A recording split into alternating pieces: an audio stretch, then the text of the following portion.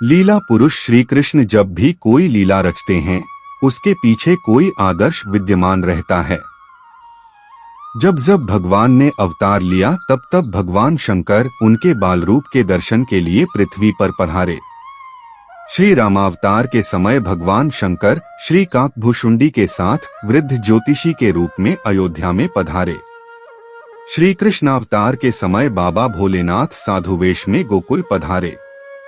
भगवान शिव के इष्ट हैं भगवान श्री विष्णु। जब विष्णु जी ने श्री कृष्ण के रूप में अवतार लिया, तो अपने इष्ट के बाल रूप के दर्शन और उनकी लीला को देखने के लिए शिवजी ने जोगी रूप बनाया। श्री कृष्ण के जन्म के समय श्री शंकर जी समाधि में थे। जब वह जागृत हुए, तब उन्हें मालूम हुआ कि श्री कृष्ण ब्रज में बाल रूप में प्रकट हुए हैं। इससे शंकर जी ने बालकृष्ण के दर्शन के लिए जाने का विचार किया। शिवजी ने साधु का रूप सजाया और उनके दो गण श्रृंगी व भृंगी भी उनके शिष्य बनकर साथ चल दिए। श्री कृष्ण गोविंद हरे मुरारे, हे नाथ नारायण वासुदेवाय कीर्तन करते हुए वे नंदगांव में माता यशोदा के द्वार पर आकर खड़े हो गए। अलख निरंजन, शिवजी ने आवाज लगाई। आज परमात्मा कृष्ण रूप में प्रत्यक्ष प्रकट हुए हैं। शिवजी इन साकार ब्रह्मा के दर्शन के लिए आए हैं।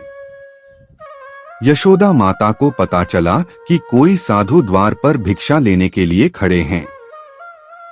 उन्होंने दासी को साधु को फल देने की आज्ञा दी।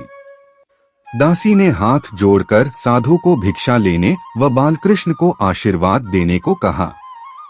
शिवजी ने दासी से कहा कि मेरे गुरु ने मुझसे कहा है कि गोकुल में यशोदा जी के घर परमात्मा प्रकट हुए हैं, इससे मैं उनके दर्शन के लिए आया हूँ। मुझे लाला के दर्शन करने हैं। ब्रज में शिशुओं को लाला कहते हैं व शैव साधुओं को जोगी कहते हैं। दासी ने भीतर जाकर यशोदा माता को सब बात बताई। यशोदा जी को आश्चर्य हुआ। उन्होंने बाहर झांक कर देखा कि एक साधु खड़े हैं। उन्होंने बाघांबर पहना है, गले में सर्प हैं, भव्य जटा है, हाथ में त्रिशूल है। यशोदा माता ने साधु को बारंबार प्रणाम करते हुए कहा कि महाराज, आप महान पुरुष लगते हैं। क्या भिक्षा कम लग रही है? आप मांगिए, मैं आपको वही दूंगी, पर मैं लाला को बाहर नहीं लाऊंगी। अनेक मन्नतें मानी हैं, तब वृद्धावस्था में यह पुत्र हुआ है। यह मुझे प्राणों से भी प्रिय है। आपके गले में सर्प है। लाला अति कोमल है, वह उसे देखकर डर जाएगा। जोगी वेशधारी शिवजी ने कहा, मया, तुम्हारा पुत्र देवों का देव है, वह काल का भी काल है और संतों का तो सर्वस्व है। वह मुझे देखकर प्रसन्न होगा। माँ, मैं लाला के दर्शन के बिना पानी भी नहीं पीऊंगा। आपके आंगन में ही समाधि लगाकर बैठ जाऊंगा। आज भी नंदगांव में नंदभवन के बाहर आशेश्वर महादेव का मंदिर है, जहां शिवजी श्री कृष्ण के दर्शन की आशा में बैठे हैं। शिवजी महाराज ध्यान करते हुए तन्मय हुए, तब बालकृष्णलाल उनके हृदय में पधारे और बालकृष्ण ने अपनी लीला करना शुरू कर दिया। बालकृष्ण ने जोर जोर से रोना शुरू कर दिया। माता यशोदा ने उन्हें दूध, फल, खिलौने आदि देकर चुप कराने की बहुत कोशिश की, पर वह चुप ही नहीं हो रहे थे। एक गोपी ने माता यशोदा से कहा कि आंगन में जो साधु बैठे हैं, उन्होंने ही लाला पर कोई मंत्र फेर दिया है।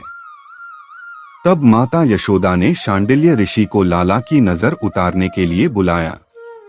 शांडिल्य ऋषि समझ गए कि भगवान शंकर ही कृष्ण जी के बाल स्वरूप के दर्शन के लिए आए हैं।